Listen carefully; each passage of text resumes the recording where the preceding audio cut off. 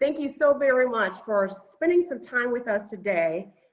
Today, we're really excited about the panel that we have before you. The panel discussion will focus on emotional restoration through the arts. We have a panel filled with 3 individuals that have dedicated their time and their talent in this area, and hoping that the information that is shared will be beneficial to each and every person that's listening in, whether they are someone that have gone through the trauma of sexual violence themselves or some other form of trauma, or they know someone in their circles that are enduring such suffering, and this information that's shared today can be shared with them.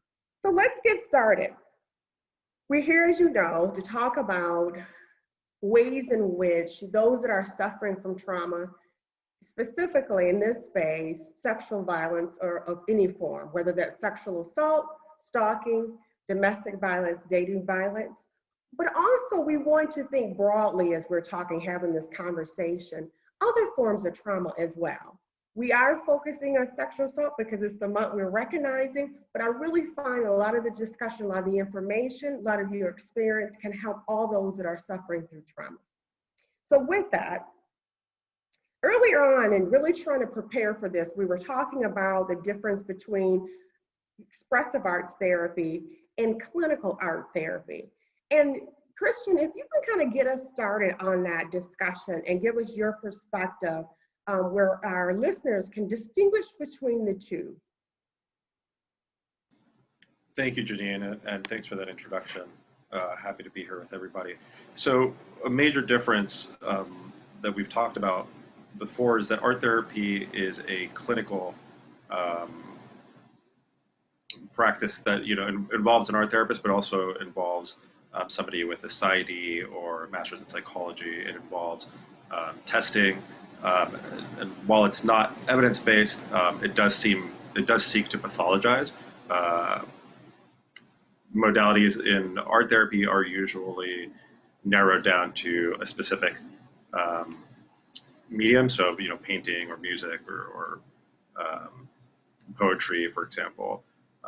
Whereas expressive arts is, again, not evidence-based. Neither of these are evidence-based treatments. And really, we shouldn't even call it a treatment.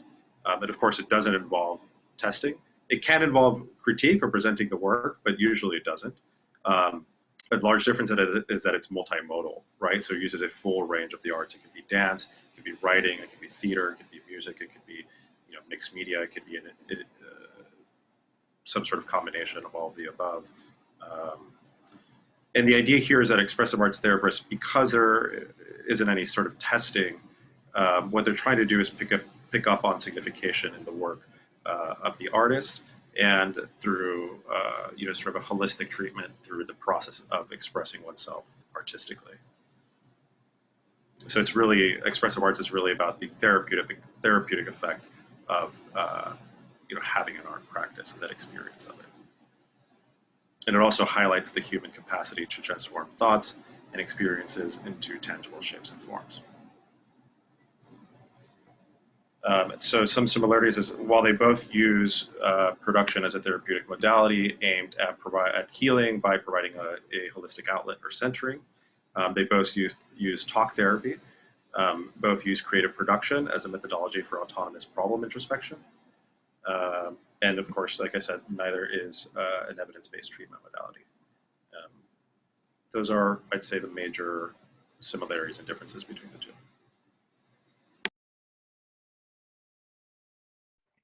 Thank you, Christian. Elizabeth, would you like to add anything?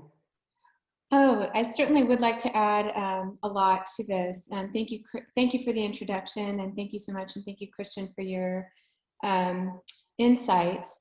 Expressive arts therapy is an evidence-based practice, and there's a tremendous amount and a growing amount of literature and journals and new research that supports the evidence, and especially in the larger sense, a very large study by the World Health Organization that shows the benefit of the arts and healing in a more general sense, and on a personal level and on a societal level. And a wonderful study that has taken into account, thousands of research studies and things that offer tremendous insight into that. So Christian pointed out a lot of the interesting contrast between art therapy and expressive art therapy. And again, something to understand is that art therapy is a medical model. It's based on a medical model. So when we're saying pathologizing, that means it's based on a diagnosis. We're diagnosing, those people are diagnosed with a diagnostic and statistical manual into these sort of predefined psychological diagnoses. Expressive arts therapy is, and art therapy is based a lot on psychoanalysis. Expressive arts therapy has some basis in psychoanalysis through Winnicott and Hillman and some of the theories that emerged from psychoanalysis, but it embraced other philosophies such as postmodernism and feminism and eco-aesthetics. It takes into account the environment. It takes into account Jurgen Bronfenbrenner and a human, ecology theory. And what happens from all of this is that a person designs their own healing process. They are the creators of their process. Whereas I think in other psychotherapeutic models, sometimes, you have your expert that talks to you and you talk back and they give you questions and suggestions. In expressive arts therapy, you create your path for healing. You design it. And you have a facilitator. You're on equal footing. There's not a hierarchy. And that's where the feminist model comes into play, where it's not like the expert and the non-expert. The client is the center and you facilitate the process for healing. And yes, it's based on poesis. You bring something into being that didn't exist before. You create, and you use all of your haptic senses and all of the art modalities so that you use as much of your sensory experience available to you. Poetry might appeal to some person, dance might appeal to some person, painting might appeal to some person. So we use all the modalities so that there's something for everybody there. And expressive arts therapy also just provides, it's about your embodiment, and it's very body centered and being in your body. And I'm not sure what more I can add. Christian provided a lot of great information, but it was founded in the 1970s by Paulo Canil, Ellen and Steve Levine and Sean McNiff, and so it just emerged. Thank you, Elizabeth. Yeah, we definitely feel your passion. I appreciate that.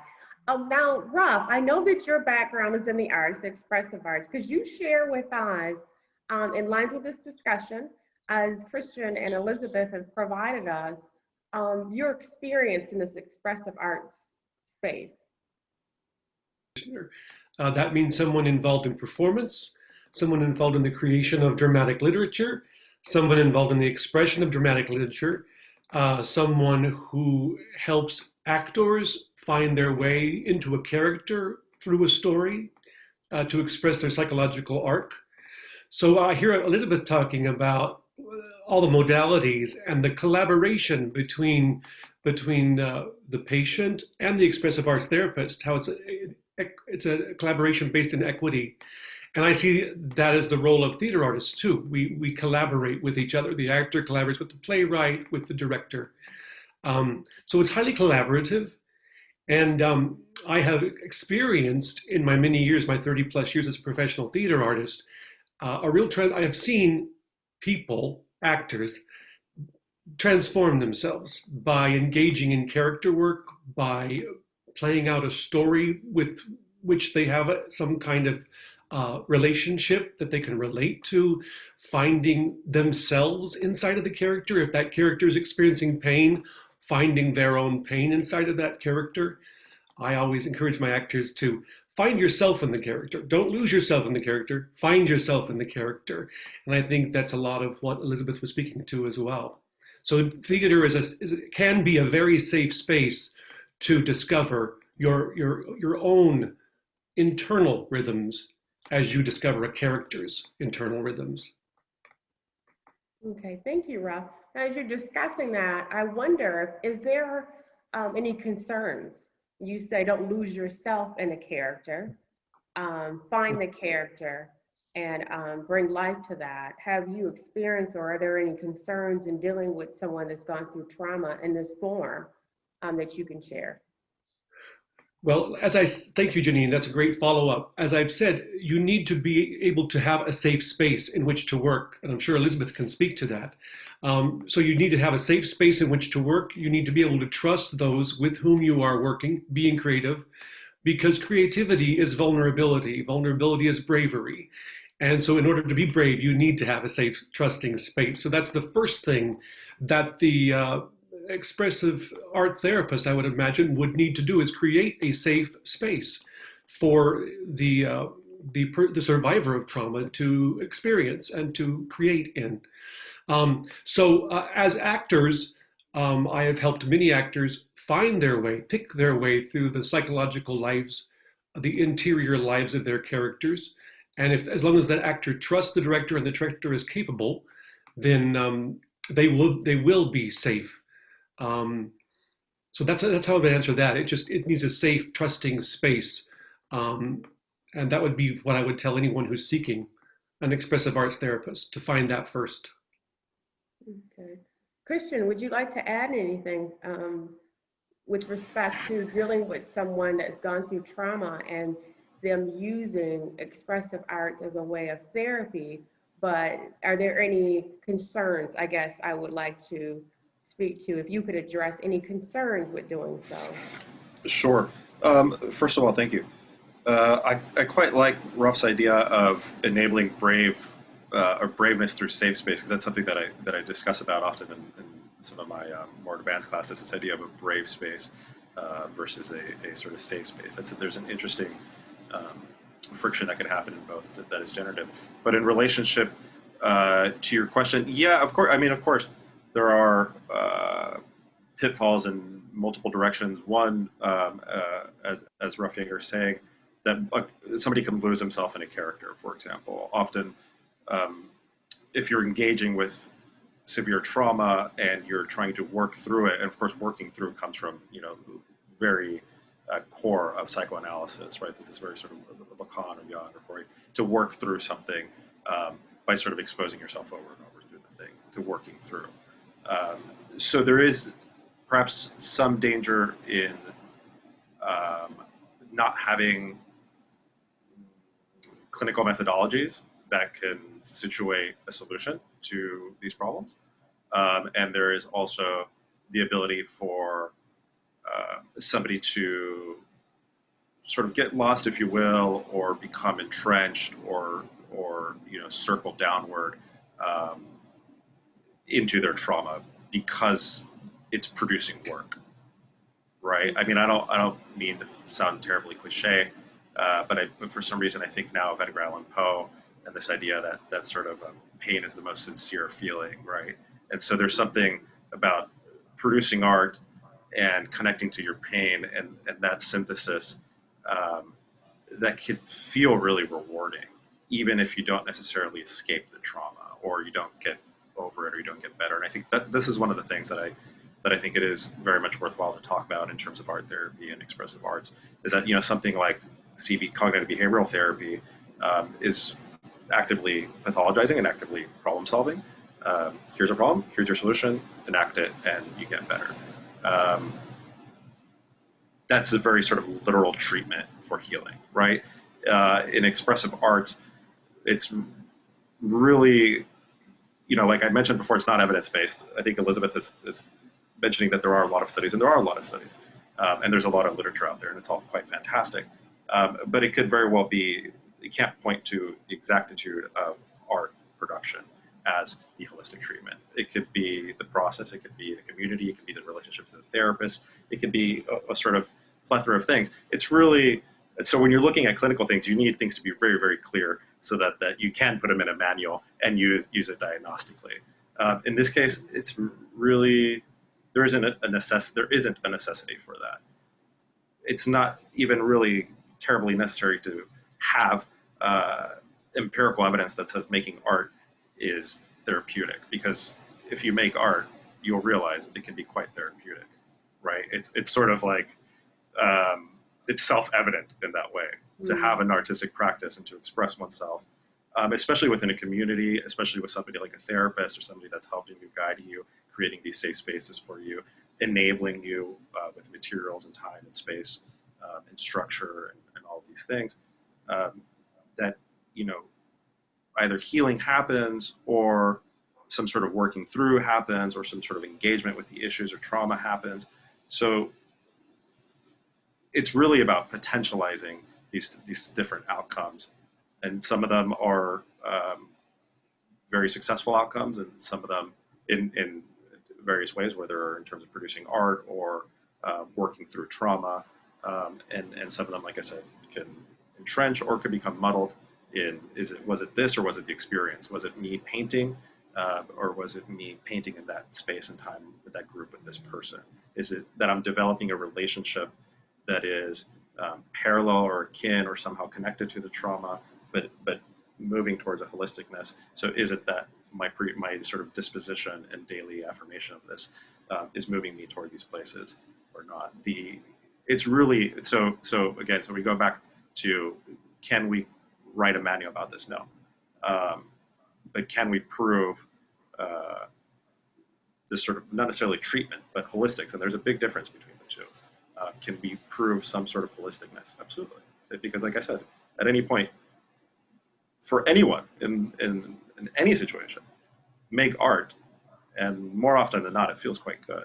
More often than not, it feels productive.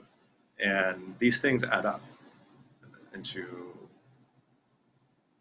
you know, somewhat successful or very successful strategies for the self and growth. So Christian, would you say that it offers more like an outlet, a release?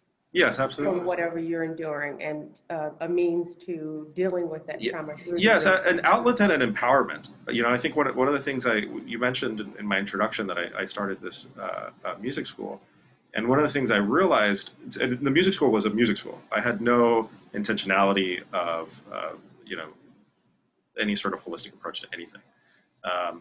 But the music school was a free school in Tijuana. It was aimed at underprivileged youth.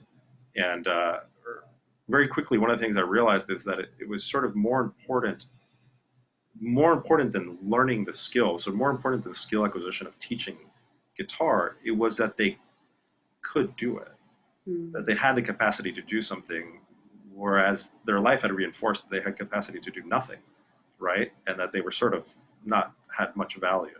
So the class was fantastic in the sense that, sure, they learned how to play guitar, but they formed a community that helped each other and reinforced each other and gave safe and braveness to each other, which is huge. They learned that they can learn something and do something that's worthwhile, and that it doesn't have to have any sort of capitalist or economic endpoint to it. That rather it's just something that they are doing for themselves, because that in itself is valuable. And that is incredibly like transformative, both I think for them as you know, students and members or practitioners or whatever, and for me as a pedagogue, it opened my eyes so much to the sort of multi-facets of pedagogy, that it isn't just you know, transference of knowledge in this sort of very didactic, you know, way, but that actually it's attached in this sort of beautiful constellation to all these different consequences, I guess we could call it. Thank you so much for that, Christian. Now with that, Elizabeth, if you could kind of follow up with that, as Christian had talked about looking at expressive arts therapy, more of a release to empowerment. Can you talk about your experience in working maybe with individuals that that you have seen, you witnessed the transformation reaching to the outlet of empowerment that Christian spoke to?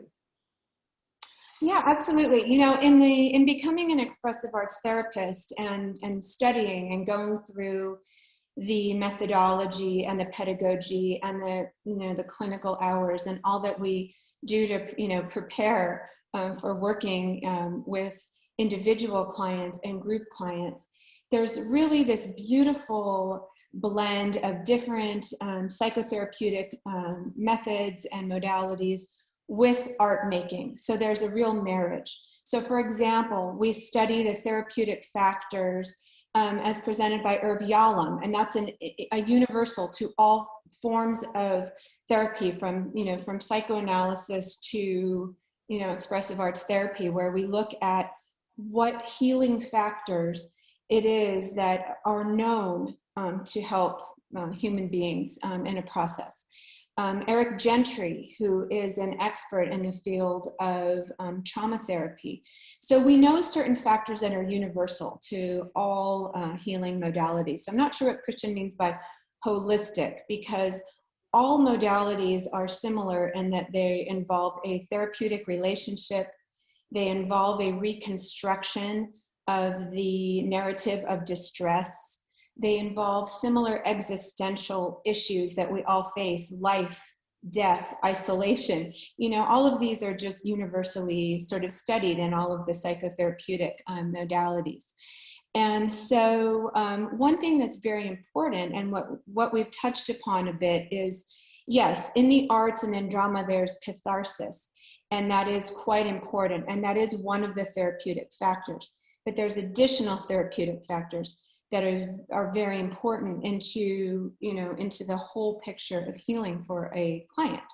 So for example, when you go through a process, it is accurate to say that the client will go through, or the person, the individual, will go through maybe a destabilizing period where when you're bringing up an issue, you feel, when you bring up this narrative of distress, you're uncomfortable. How you relate to the issue is usually the issue. So what you're really dealing with is how the person has related to the issue for either a short time or a very long time, with other issues compounded on top of that. So, so in this therapeutic relationship, and as a facilitator, when you're in that destabilized space where the person is very vulnerable, if you're in an individual session, you meet the person where they are. I've been in a situation where clients who are in a detox from opioid addiction are really in a place where all they can barely do is take a pencil and write their name on a piece of paper. And you meet the person where they are, and you go with that, and you just let them write their name and start wherever you have an entry point, wherever you have a starting point. Mm-hmm. And so I've been in situations where I have clients who don't want to speak, who are nonverbal, selective mute for different reasons. That might normally be a child that I work with. And so I meet that person where they are. I bring bubbles. We blow bubbles together. And that's how we start to talk, just by blowing bubbles, to start to feel their body, to feel their voice. But mostly we develop a trust and a bond, and that takes time. That's not something that's a one and done moment. Although in many regards, like Yalam says, when you're in a group, you almost have to treat each group as a standalone situation. Like this may be the only time you have with that person.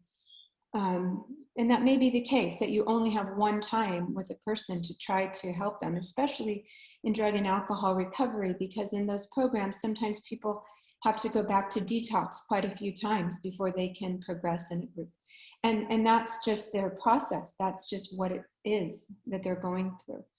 So, as a facilitator, you want to build trust, build that relationship where the person, however they're dealing with the issue, it's okay. It's okay to be wherever you are. There's no judgment.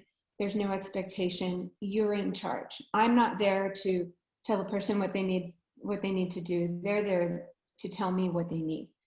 If I'm in a clinical situation where I'm in an environment where there's requirements and it's a pre-described or predefined program, then there might be certain guidelines that we need to follow, but still we build that safe and loving relationship.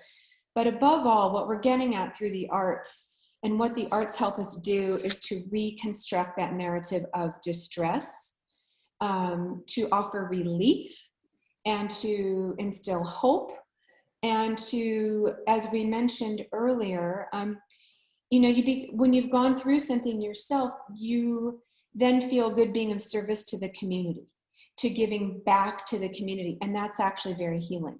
So all of these different factors are healing along the way, and they all provide the foundation for a person going through a healing process.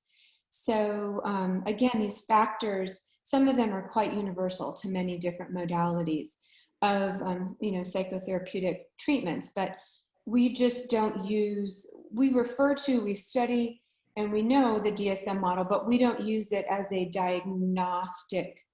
We are not diagnosing. So that's just, the difference, but we use so many universal principles. And that is some of my experience, and really meeting a person where they are. And you would be surprised in the transformation from a person who might start session 1 just barely being able to write their name, to then in the in later stages at leading the group, doing the warm-up, offering an activity, and taking a leadership role themselves. And that's quite a beautiful thing to witness. Wow, that's great. Thank you so much, Elizabeth. I'm hearing the word more than once, a common theme about this being very cathartic. And so Ruff, in response to that, is there something that you would like to add about this process being very cathartic in its? It's wonderful to hear Elizabeth and Christian discuss this. As a practitioner and a theorist, I know that this conflict about catharsis and the arts and what is valuable in catharsis has been going on for thousands of years. The ancient Greek philosophers discussed it.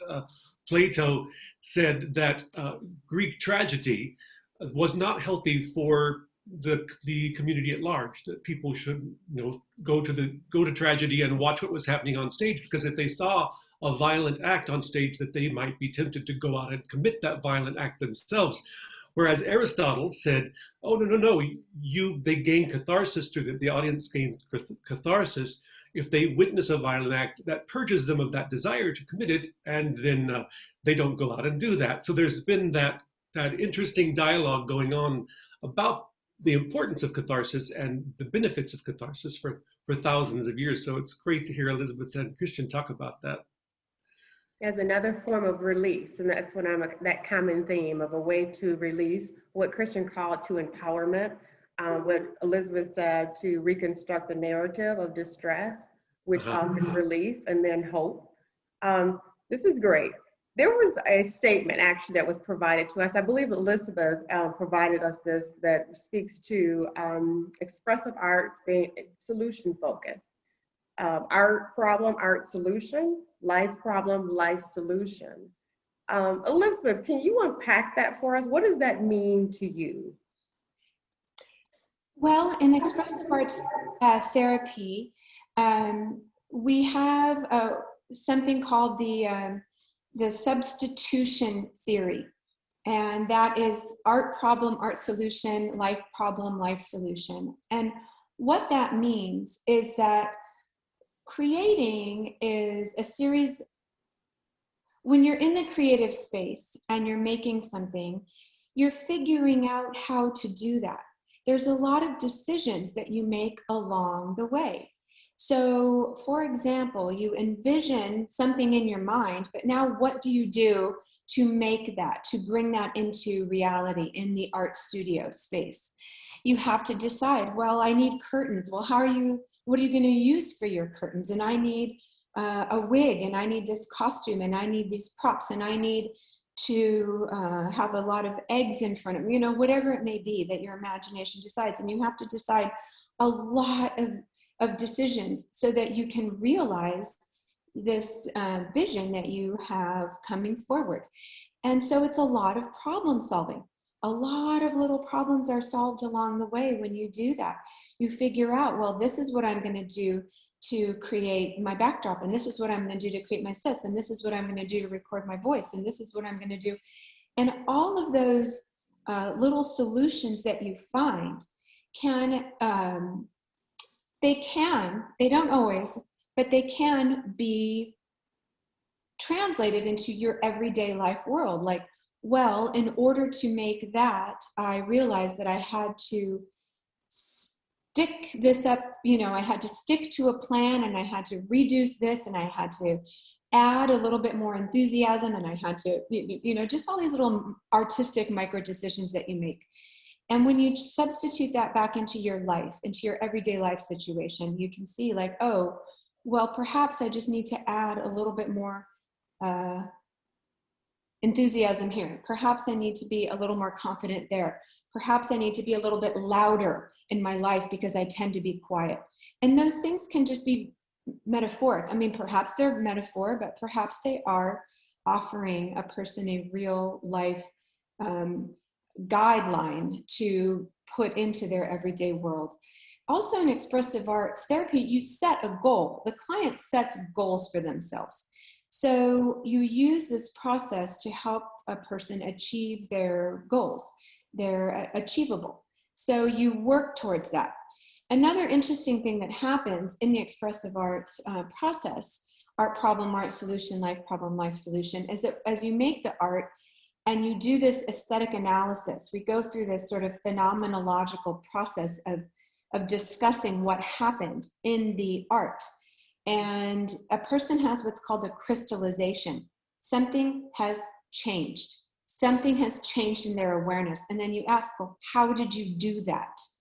And that's, so there's just all of the, I'm talking in this sort of theoretical way, and it would be so effective and so wonderful if I could just do a practice, and demonstrate it, because that's where it really makes a lot of sense. It's just seeing something from a different perspective and understanding that, and that crystallizing, and that person, changes, and awareness is gained that they never had before.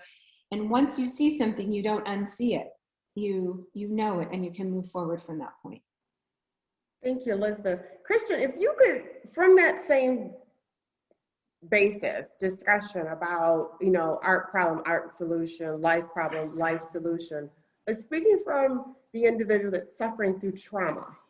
So you are dealing with an individual, a student, a friend, a colleague that have endured some form of some situation in their life that has left them traumatic.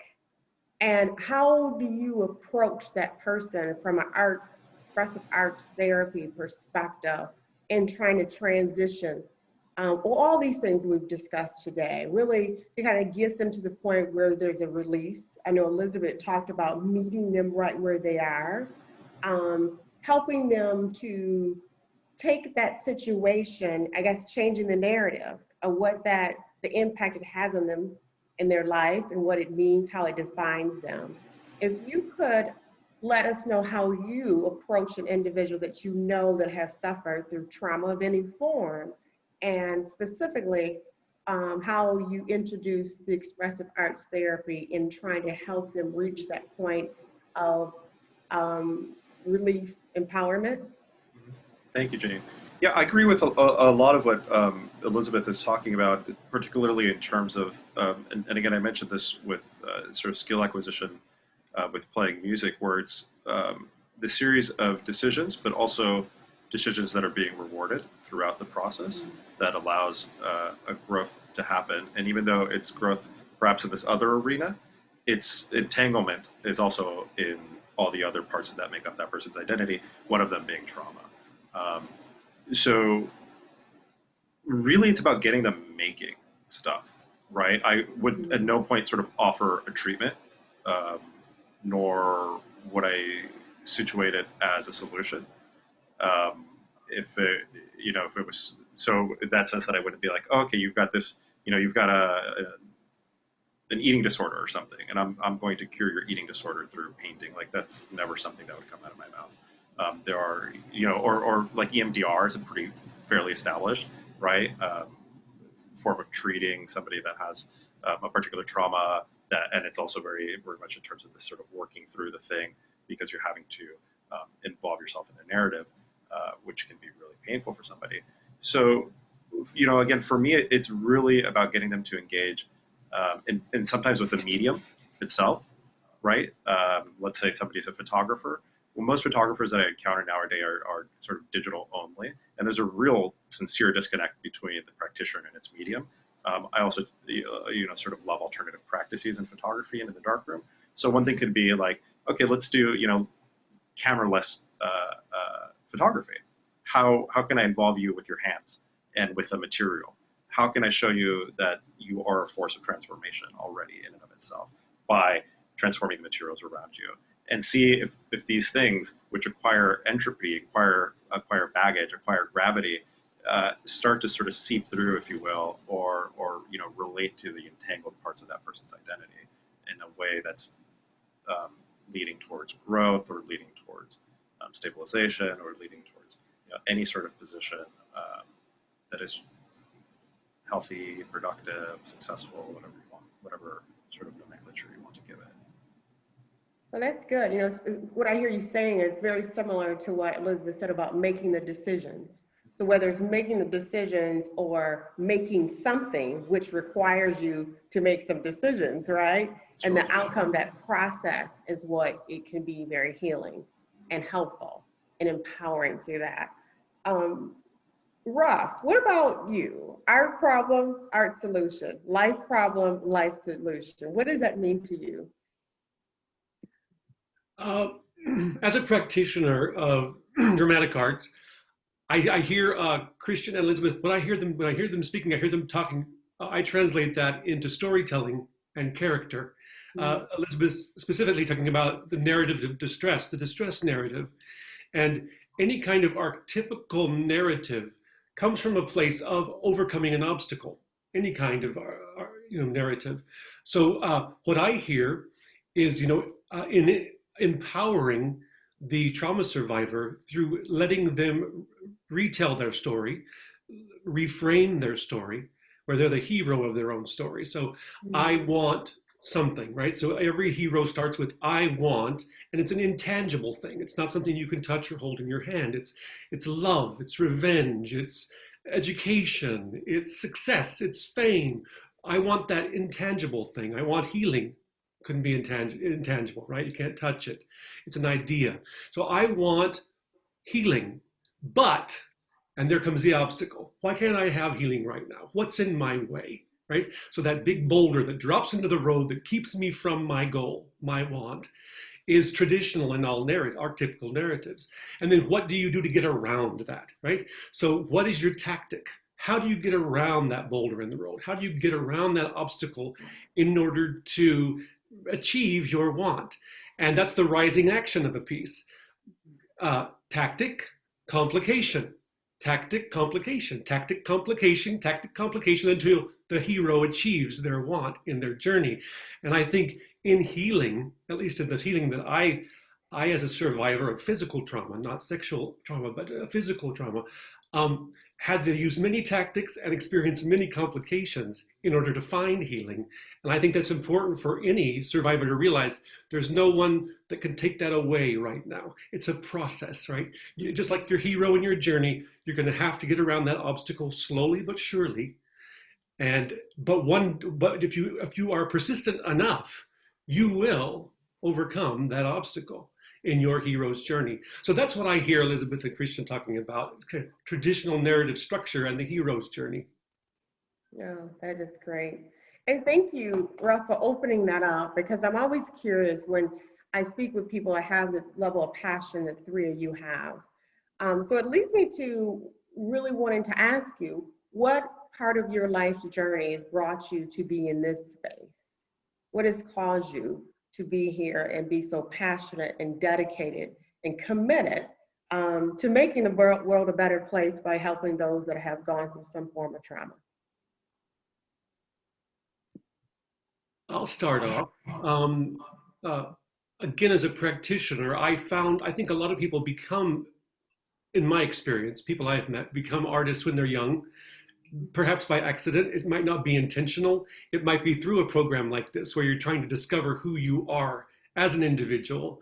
And through that, you discover the power of creation slowly but surely. And that's what I did. I was a confused, lost young person. I turned to art I didn't know it at the time, but to find out who I really was, to express myself. And through my education, through learning the process and the craft of the theater, I discovered who I was. So again, it's like Christian was talking about, through doing something, through the work, I discovered who I was. I made things and I began to discover who I was. And now as an adult, of course, I realize the value that can have for people who have gone through trauma, for young people who are seeking, for those who are othered, for those who are outcasts, that through making, you can realize your true self, your best authentic self. And that's why I'm in this space, to help those I work with become their best authentic selves. Oh, that's great. Christian, would you like to answer that question as well? What is about your life journey has led you to this space?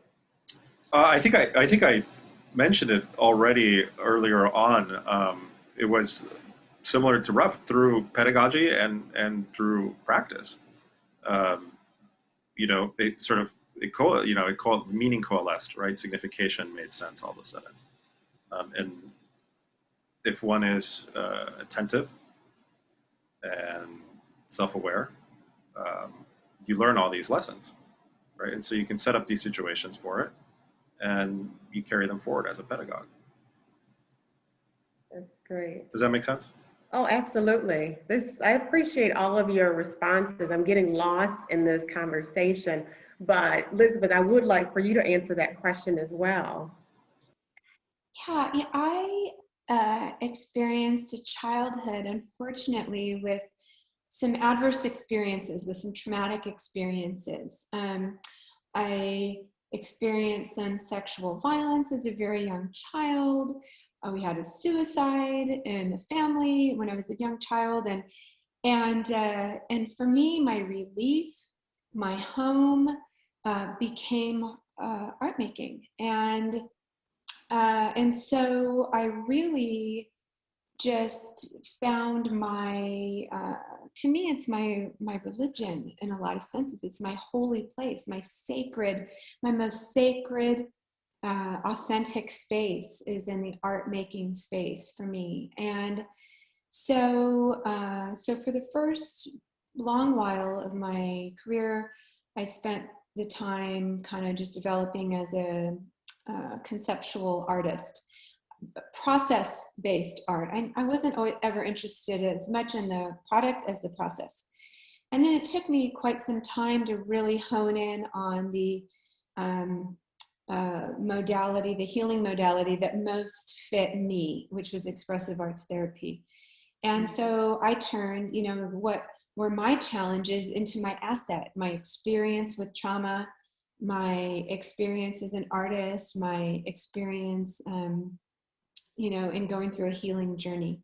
And that's kind of how it happened for me. And, I'm grateful for all of the different opportunities I've had along the way. There's also been mindfulness and yoga and, a few other things that have been interspersed with all of this. But yeah, it really came from personal challenges, personal traumas, personal journey. Thank you. Now, during this discussion, I've heard each of you say in your own way about creating a brave space, a safe space, some form of relief. Christian, can you speak a little bit more? Because I know you've mentioned that. I know you've done some work in creating these spaces for individuals. Can you speak more to your use of community in furtherance of therapy and surviving and thriving after enduring trauma? So I think community is the key point there, right? This idea that I'm not creating the safe space by the grace and power of my presence. You know what I mean? Like the safe space is actively being, I like using brave space a little bit more, but the sort of brave space is actively being created by everybody that's in the room together, because everybody is being what I like to call radically vulnerable, right? That vulnerability is a radical act in today's age, and that the power of a radical act can shift things around somebody in an environment in a very, very powerful way, so that enough myself and enough of the participants or students or clients or whomever can find that resonance of and put that forward, then the brave space is created in a sense to sort of self-perpetuate itself. The brave space is there and it perpetuates itself, and it also perpetuates the act of braveness, right, and the act of radical vulnerability, and all these other sort of tangential relationships that the spaces have. Great. Ruff, have you had any experience in this, in creating these safe, brave spaces? I think I have, Janine. Every time I come together with a group of actors to produce a work of art, a work of dramatic art, it's a different set of actors. So I've dealt with hundreds and hundreds of actors over my career, and each group, each ensemble is its own, as Elizabeth was talking, its own group, its own individual experience. And so as Christian said, that brave space must be created by the ensemble, must be created by the group who's coming together. They must support the space, they must support one another if you're going to have a successful production. So I have seen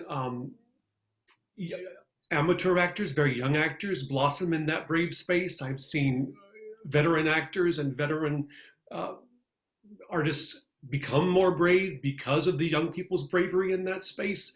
So it's very inspirational, I think, to create that brave space, that self-perpetuating brave space, and also to come together with a vocabulary, sharing a vocabulary as a group, agreeing on who you are together, what your goals are, what the process will be, how we will honor one another.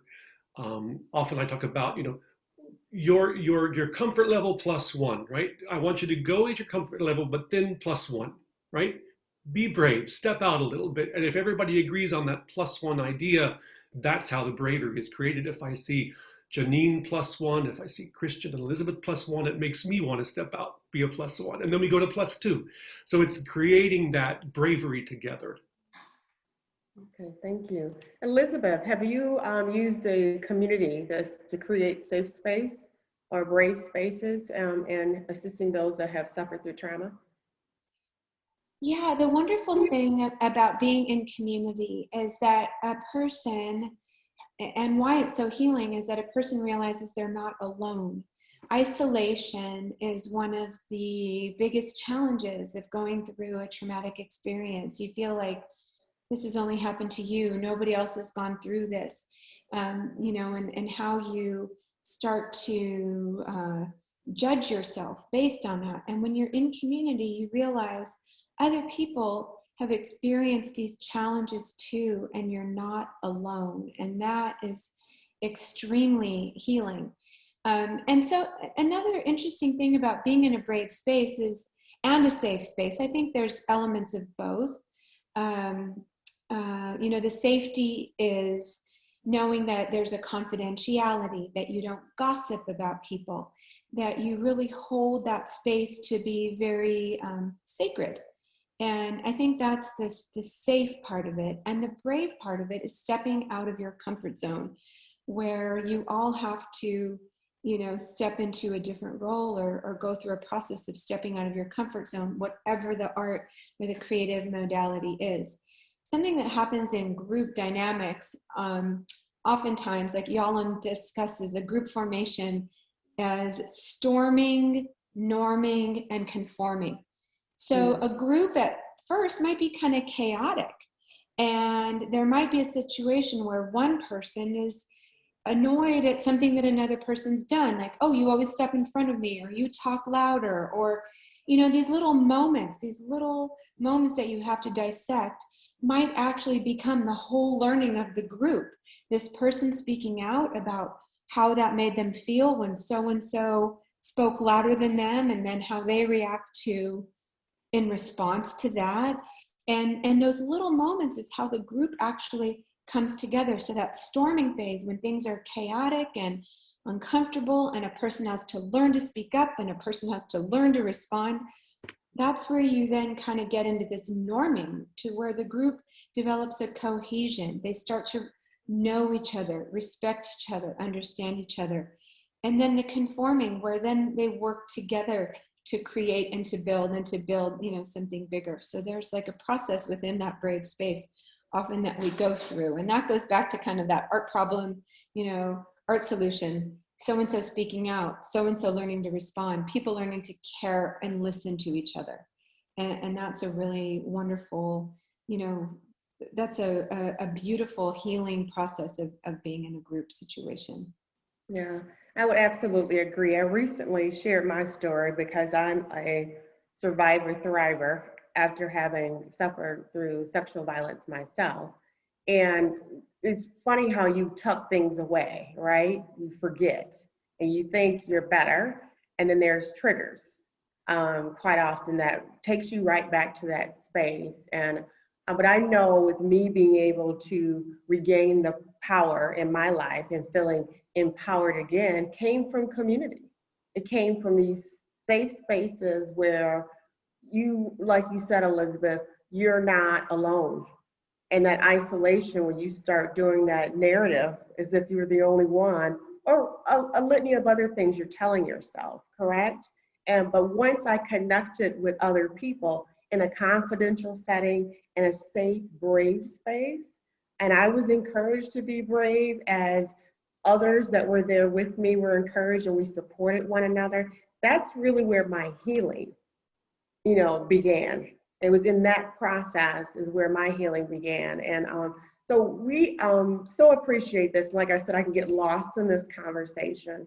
But one thing we want to do is we will be creating a community space. And Christian Moore has been very helpful and has been a true gift to us because he's going to lead this. And it will be something done in furtherance of our Violence Against Women at Grant efforts. And but I would love, and I don't want to speak out of turn because we're in the stage of finalizing everything. It's something that we want to create ongoing, not just during Sexual Assault Awareness Month, but giving people the brave, safe spaces that are confidential, and then they can utilize different modalities that will be presented as release to the trauma. And then even if you haven't gone through trauma, knowing someone else and helping them, bringing them along, sometimes it's the best support you can give them.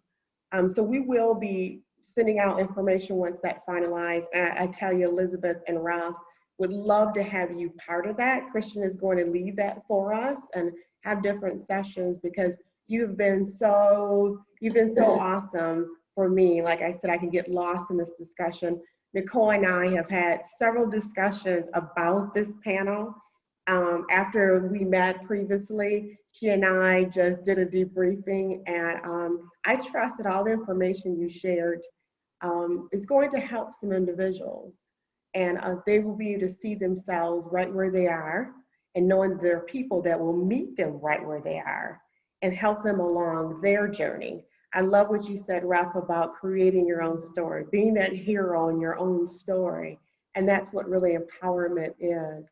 And choosing the healing, the overcoming, but then the giving back and helping those and creating your own space of community to spread the good. So thank you all so very much. Just to wrap this up, there are people that are listening in. You have shared so much information that we really know and believe it's going to be beneficial to some individuals that have found themselves suffering through trauma.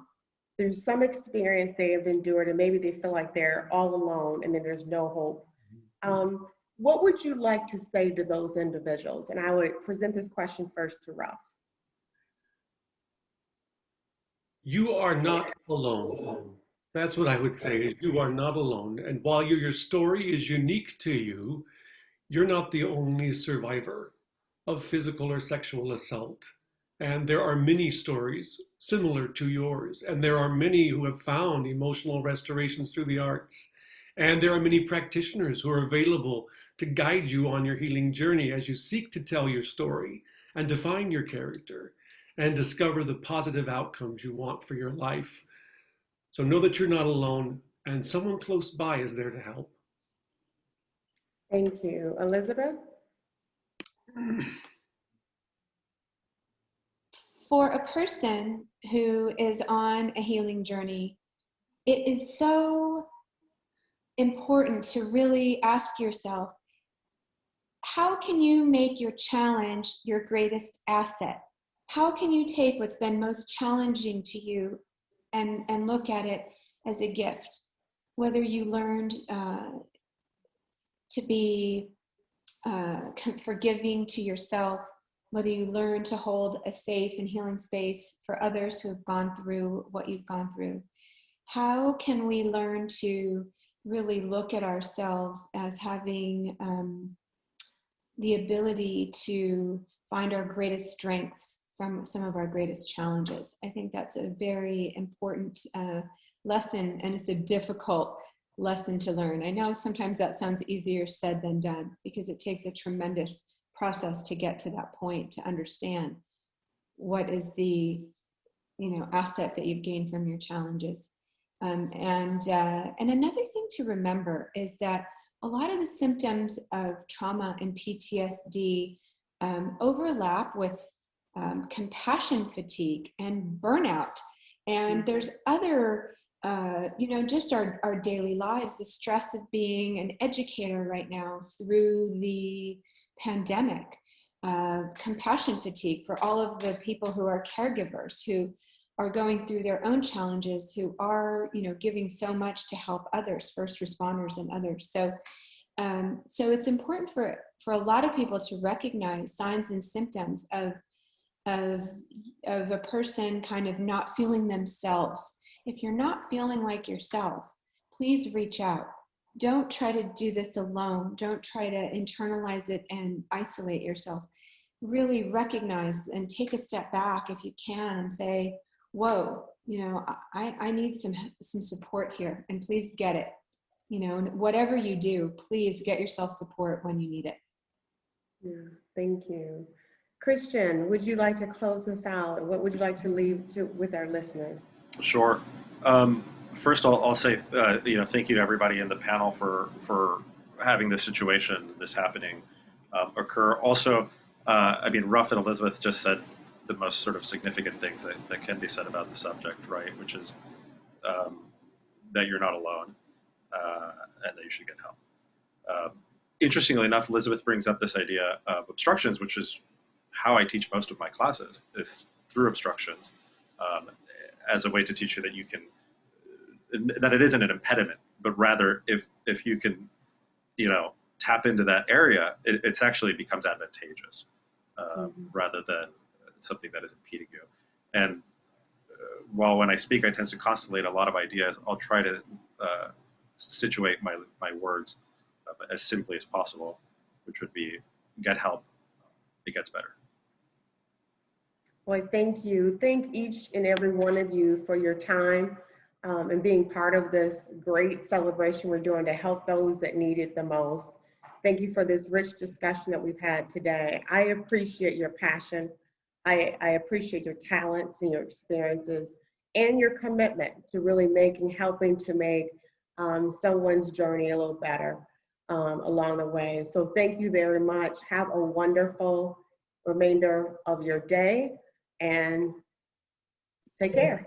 And I'm the Interim Director of Campus Enterprise Services at Southwestern College. And on behalf of our consortium, I would like to thank you for your interest and participation in these online events centered on the important topic of sexual violence.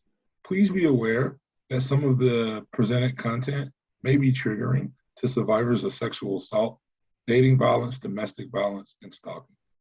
If you need help, please contact South Bay Community Services at 1-800-640-2933 or the Center for Community Solutions at 1-888-385-4657.